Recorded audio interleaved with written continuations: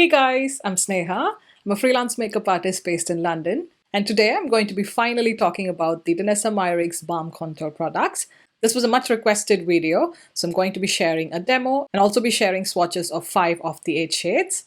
So if that sounds interesting, please continue watching. So first I'm just going to read off from Danessa Myricks website what Balm Contour is.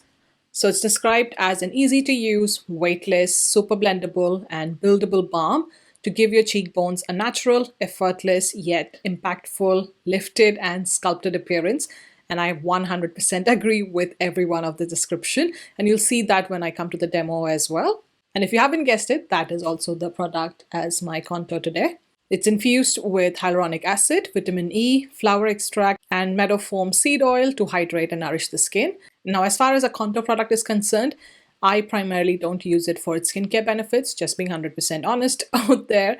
As long as it feels and performs well as it claims, I'm good with it. So maybe someone with a drier skin type and maybe someone who's not wearing much makeup as a base makeup, and just wants to use this to add a little bit of color all over the face. Maybe the skincare elements come in there. But for me, it really doesn't matter. But I think that probably these also add on to the balmy consistency that the product has. So that's great. I have gone through the ingredient list and I didn't find anything alarming. I will put up the results right here so you can have a look. But as you can tell, the maximum score for any product is 3, which is very, very low. Most of them have a score of 1 to 2, which is perfectly safe. They also claim that the product reduces the appearance of fine lines and pores. Now, I don't really have much fine lines in the areas that I am contouring, so I'm not the best judge of that. Same with pores as well. So it's a product that also works with mature skin. Having said that, I am 35 plus, so you can see how that looks on my skin as well.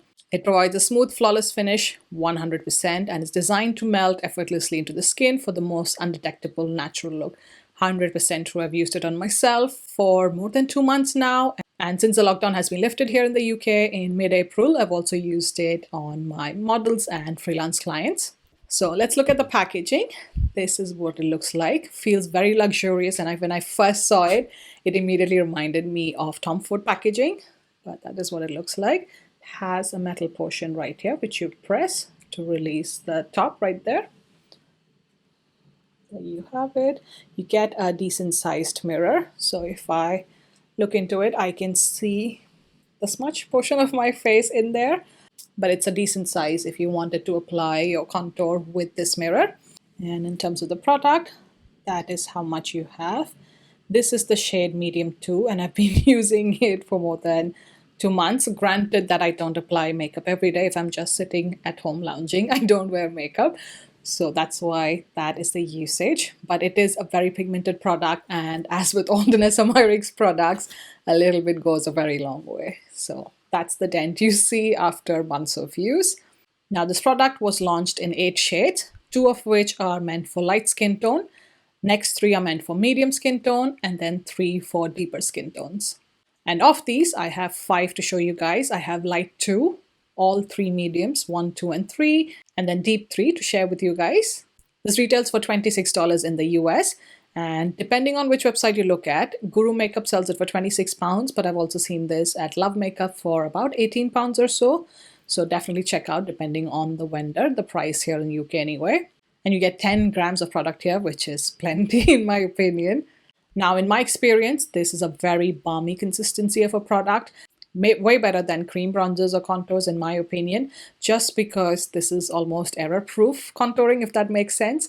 It's a very, very easy contour or bronzing product to use. You cannot make a mistake with this product. Just because of the balmy consistency, it's very, very easy to blend out if you happen to apply way too much or be a little heavy-handed. So I would say if you're a beginner for contouring, this product is brilliant. Also, because of the texture of the Balm Contour, I can get away with using more than 1 shade of the Balm Contour. So I have used all 3 medium shades on myself and they all apply beautifully. With medium 1, I get a more softer kind of a look.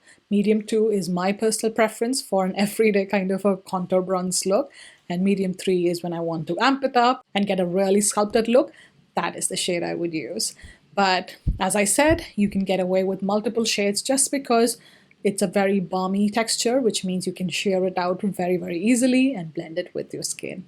Also, if you wanted a more dimensional look, you could use multiple shades. So I could first go in with medium 1 all over, build up a little bit with medium 2, and then further contour and really define certain features that I want with medium 2. So that's another way you can use.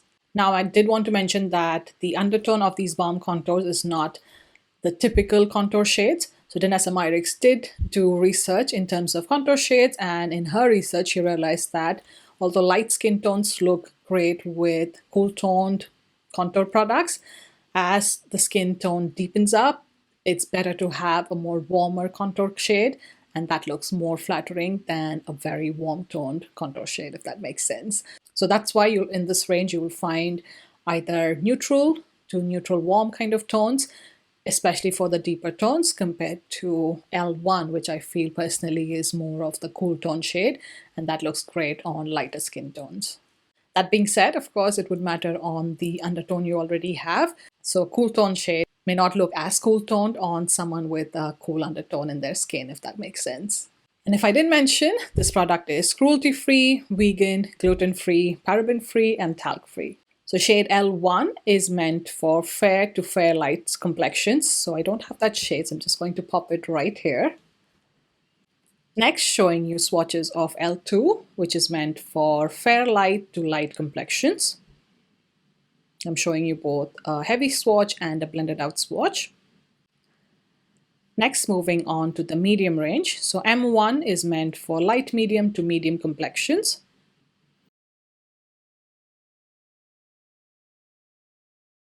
M2, which is my personal favorite for an everyday basis, is meant for medium to medium tan skin tones.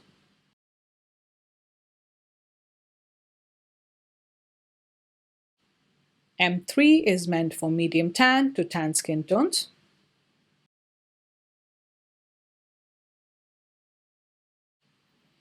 D1, which I don't have, I'm going to insert a picture right here, is meant for tan to rich skin tones. D2 is another shade I don't have, so I'm going to insert a picture right here, is meant for rich to dark skin tones. And lastly, D3 is meant for dark to deep dark complexions.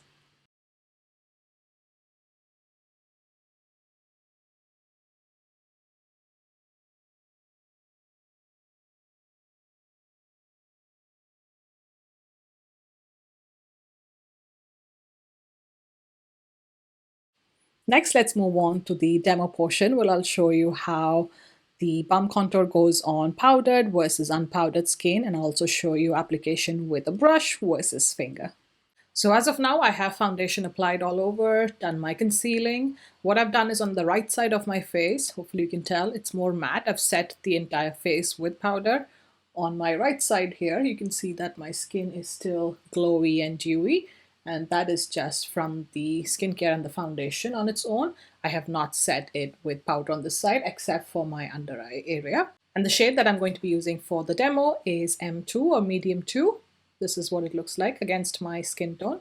So because I also use it in my freelance kit, I'm going to use it with a spatula and onto a palette. But if it's your personal one, definitely feel free to dig in your fingers or your brush straight into the container. You do get a decent sized mirror with it. So that is the amount of product I've taken. Going to apply it to my palette and almost spread it out a bit. So that's what that looks like. And in terms of the tools that you can use with it, as I mentioned before, you can definitely use your fingers. So what I'll do is show you a little bit with my finger on the side, but personally I am a brush person. And the two kinds of brushes that I like to use are both by my Kitco. So this is 0.12, which is what I've been using so far. And this is a relatively newer brush in my collection, but I bought it specifically for using it with the balm contour or with contour products in general. This is called the My Angled Highlighter Brush. This is again by My Kitco, but it's from their signature synthetics line. So you can't buy this individually, you have to buy the whole set for it. So for today's demo, I'm going to show you with this one because this is a brush you can buy individually. So I'll start with the powdered side with the brush. So what I'm doing is going to only take a small amount of product at a time. It's always easy to build up instead of taking off the product. Although this product is kind of blendable and very easy to spread around the skin, but I still prefer, I think out of habit, just prefer taking a small amount at a time. So that's what I'm doing. I take a small amount from the center and then spread it out towards the edge. So I have the product at the edge of the brush. What I'm going to do is stamp where I want it as a contour. Just going to stamp it right there. Then once I have the color where I want it, just going to do a blending action. And as easy as that, that is blended into the rest of the skin, if you can see there. Going to do the same on my forehead. So first just adding where I want the color, and then buffing and blending. And this is the side which was powdered.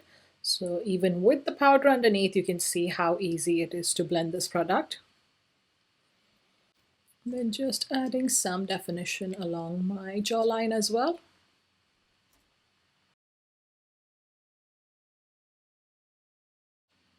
And this is a buildable product, so you can see that I have some dimension on this half of my face, whereas this side looks more or less flat. But at the same time, it still looks very natural. You can't really tell any harsh edges on the skin, which is what I love about this product. Very, very easy to apply and also to blend. So as you can see with the brush, it's very easy, and I feel like it's quicker than applying with a finger, but that's just my personal preference. So on this half, especially for my cheeks, I'm going to show you how I would apply it with my fingers. Just taking some on my index finger. It's about so much. Just going to apply it along the hollows of my cheek and then blend it up towards my cheek. You can also switch to a clean finger, just blending the edges with the existing foundation or cream products there. The smooth transition. Just going to use the brush just for ease of use. Going to apply it on this half of my face as well. Again, where you apply would depend on your face shape, but for me, I have an oval shape, so I can pretty much get away with this application.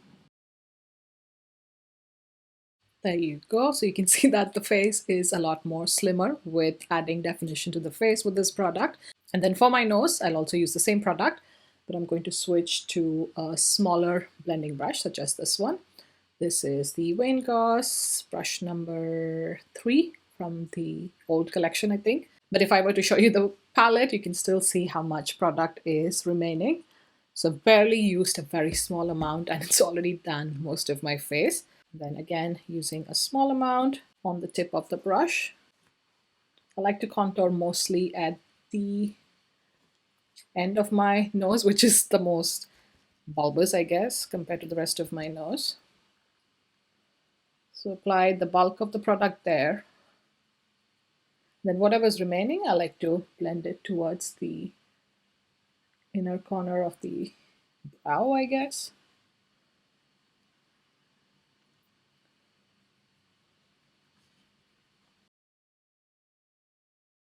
There you go. And if you want, you can do a little bit of cutting your nose, like there. I also like to take it into the philtrum of the nose, or the upper lip area, I guess. There you go. So it's just light definition like that. You can also contour your lips with this. I'm just going to switch to a smaller brush. So something small like this. So I bring it in closer, something like that. So more like a small pencil brush. This is by London Brush Company. The number is Classic 18. So I'm going to show you contouring on one half of the lip, just so you can tell a visual difference on camera. Again, less is more. And with the lips, you don't want to overdraw it too much. You still want to stay close to the outer edge of the lips. So I'm literally just lining and blending very close to my lip line.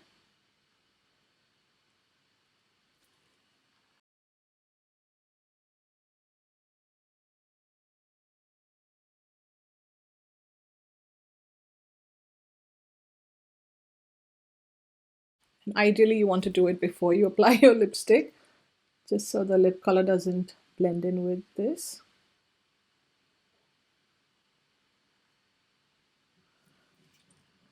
And there you have it. At least in person, I can tell that this side of the lip looks a lot more coming forward, if that makes sense, compared to this side. Let me come in closer. Do you see how there is no definition or defined edge on this half of my lip compared to this half? This half looks a lot more, I mean, juicier, I guess, if for lack of better terms.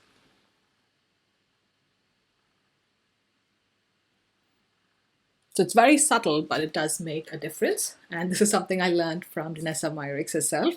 So definitely try it out. Let me know how it goes for you guys. But I'm just going to quickly finish the other half of my lip. Just remember to stay close to the lip line, otherwise it can look like you have like a mustache running around the lip.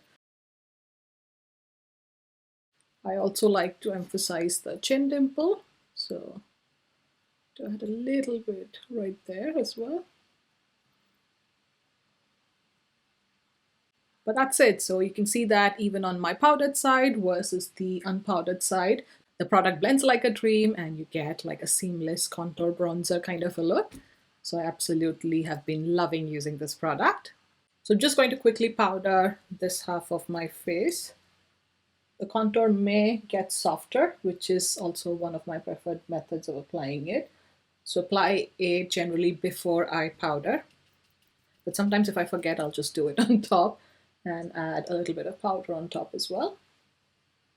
But doing it this way kind of softens the appearance of the contour. So if you're a little heavy-handed, try doing it before you powder. I'm also going to powder a little bit just on this half as well, just to keep it even.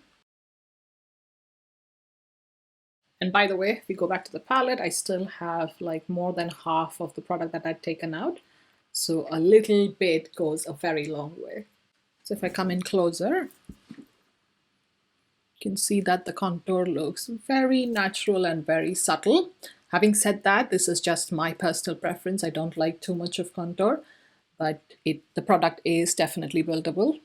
So you can add a second or a third layer if you'd like and not blend as much. You can also use multiple shades to get a more bronzed and contoured kind of look. But I'm just going to quickly go off camera and finish my eye makeup, and that'll be part of a separate video, and I'll be back to give you my final thoughts on this product. In this next portion, I just wanted to quickly compare it with the Tom Ford Shade and Illuminate. Now I have the Tom Ford Shade and Illuminate in the shade Intensity 3. Now, as I said, the packaging looks very similar. That makes sense, the Tom Ford being much larger in size. Also, the Tom Ford one is heavier and it has a magnetic closure, which the Danessa Myricks one does not. So if I were to, there you go. And then in here, of course, you get the two shades. So the top one is supposed to be the Illuminate and the bottom one is the Contour shade. So what I'm going to do is swatch medium 2 against that. Now I do realize that the Danessa Myricks M2 is much lighter than the Tom Ford Intensity 3, but I just want to get the feel for the texture. This is the Danessa Myricks Balm. And then on my next finger, I'm going to take a little bit of the Shade Illuminate Tom Ford product. You can see both are very high shine, balmy kind of consistency. I would say the Tom Ford one is slightly more balmy or more glowy, I would say, shiny than the Danessa Myricks one. And swatching it, this is the Danessa Myricks one, medium 2, and that's the Tom Ford one, which is Intensity 3. But I'm just going to blend this out a little bit more just to get a feel for the texture. I'm going to add a little bit more for both. Now, as you can see, I feel like they are very, very similar in terms of consistency. They blend out equally well. Obviously, the shades are different because it's medium 2 versus Intensity 3 for the Tom Ford. I feel like these two are very, very close products. So in case you've been eyeing the Tom Ford one, this might be your chance to try it for maybe half or less the price. Granted, you don't get the highlighter. So the Balm Contour plus the Duet Balm would make an excellent dupe for the Tom Ford Shade and Illuminate, and you get many more shades to choose from. And here I'm just going to show you swatches of the Danessa Myricks Balm Contour in medium 3 and D3, and in comparison with Tom Ford Shade and Illuminate in intensity 3.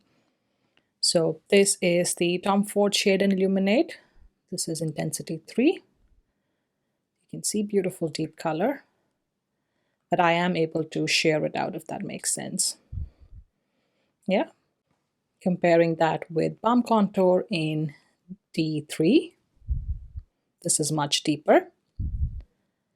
But again, if I take a clean finger, you can see that it can shear out as well.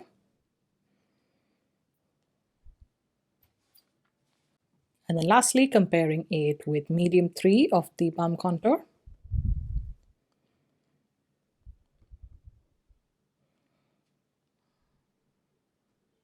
So that's medium 3, deep 3, and then the Tom Ford one. I would think that the M3 or the medium 3 in Danessa Myricks Balm Contour is the closest to the Tom Ford one in terms of shade. So with the Danessa Myricks one, you definitely get more color options, much more deeper shades. And the consistency is very, very similar. I would go on to say that the Danessa Myricks ones have more pigment than the Tom Ford one. So in conclusion, I absolutely love the Balm Contours. If you haven't guessed it, I've been using it non-stop for the last couple of months, and that says a lot. It has replaced all my other contour products, and I absolutely love the way it looks on the skin as well. It never looks dry or cakey or like unblended, if that makes sense. It's always seamless, and I love that I can build up the intensity that I like, so I can have a very natural bronzed, sculpted kind of look like I have on today, or I can build up on the intensity. And then once it's powdered and set with the setting spray, it does not budge. Even though I wear a mask, if I have a good setting spray on, like the Danessa Myricks setting sprays or the Urban Decay All Nighter, the makeup does not budge. It's like marginal transfer just from where the mask touches the skin, if that makes sense. So overall, I'm very, very happy with this. Full disclosure, 3 of these shades were sent to me in PR, but I did buy the other shades. So if you are interested in purchasing this product and would like to support the channel, definitely check out some of the affiliate links that I've listed in the description box below.